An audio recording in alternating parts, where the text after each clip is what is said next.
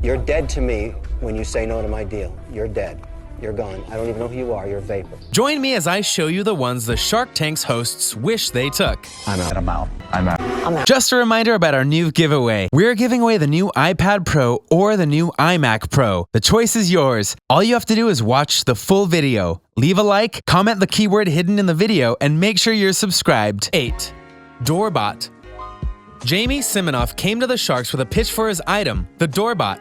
He labeled it as a new form of home security, and he was right. It was something new, for it would actually go in the place of a doorbell, and when you tapped it, an image would be sent to your phone, tablet, or various other smart devices to let you know who was there without you having to peer outside of a peephole or window. If you think this sounds familiar, you know what this is called right now. Think of it as caller ID for your front door.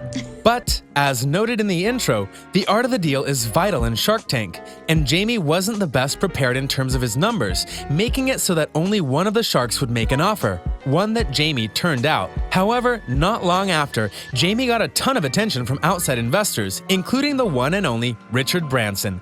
They all saw the potential in this device and knew they had to invest in it.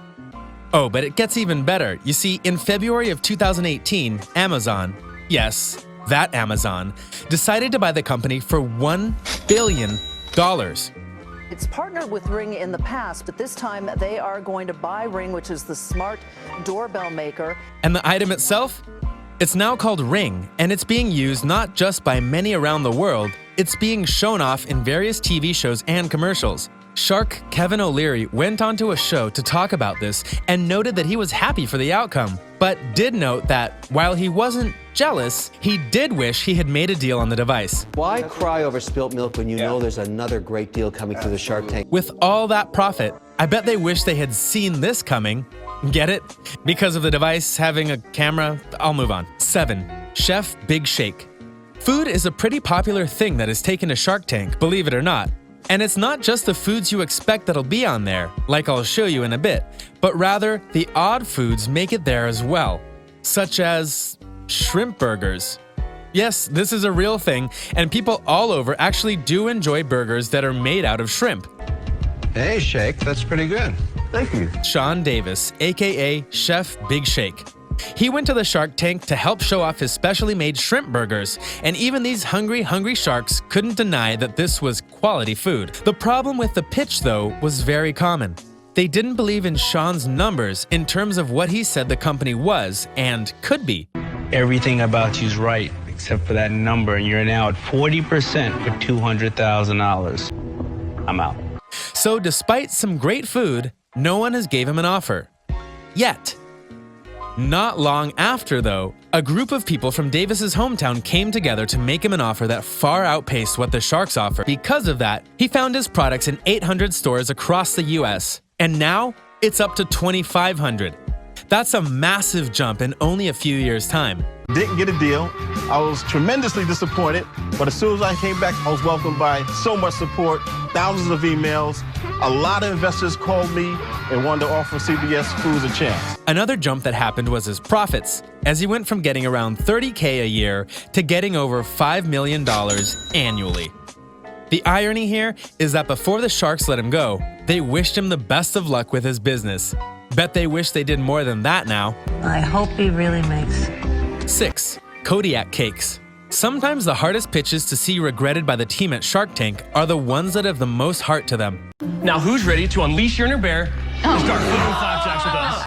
Joel Clark went to Shark Tank to pitch his business, Kodiak Cakes. What made this such a heartwarming story was that this business was inspired by his mother, who for a long time would actually go door to door in order to sell people her pancake recipe. Kodiak Cakes is a flapjack and waffle mix.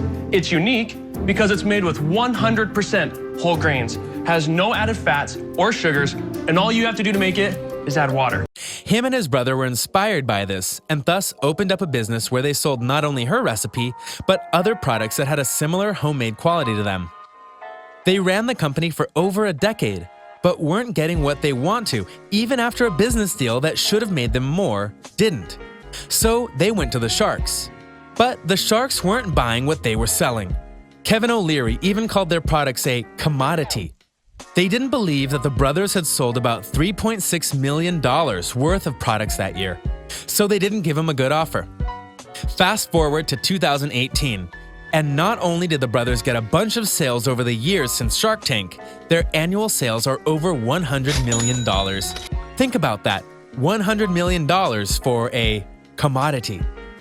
Their success has allowed the brothers to expand their line of products and sell even more, and I can't help but think that their mother has to be proud.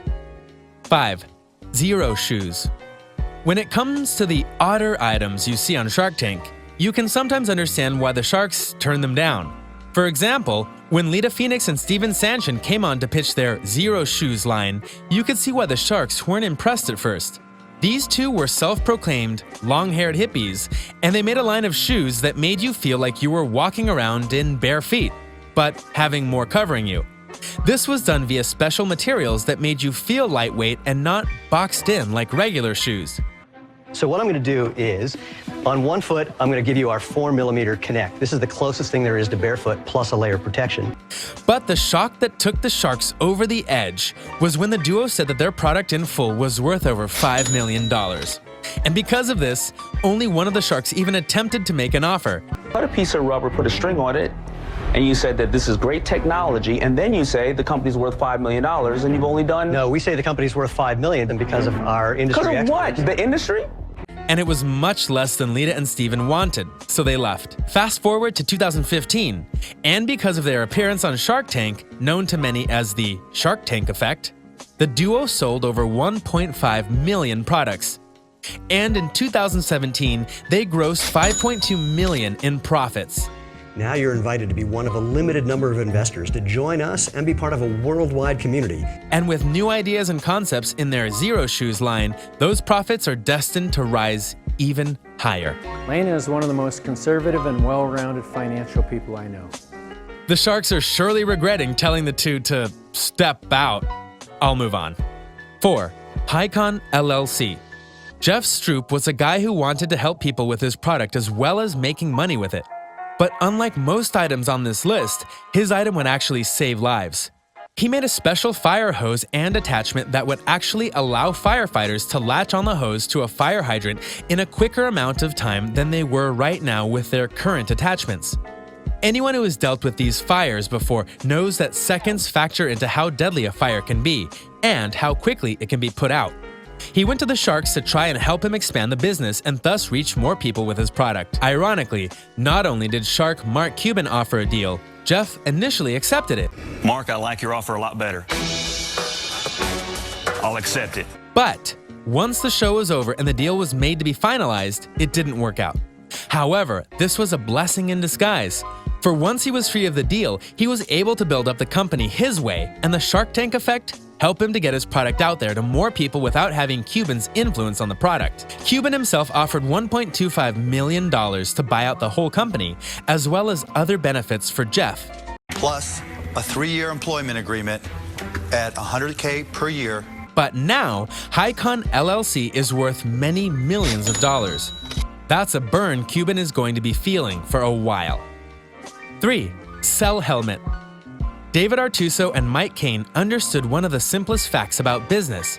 If there's a need, there will be a demand if that need is fulfilled. Look at your cell phone right now. How many times have you dropped it?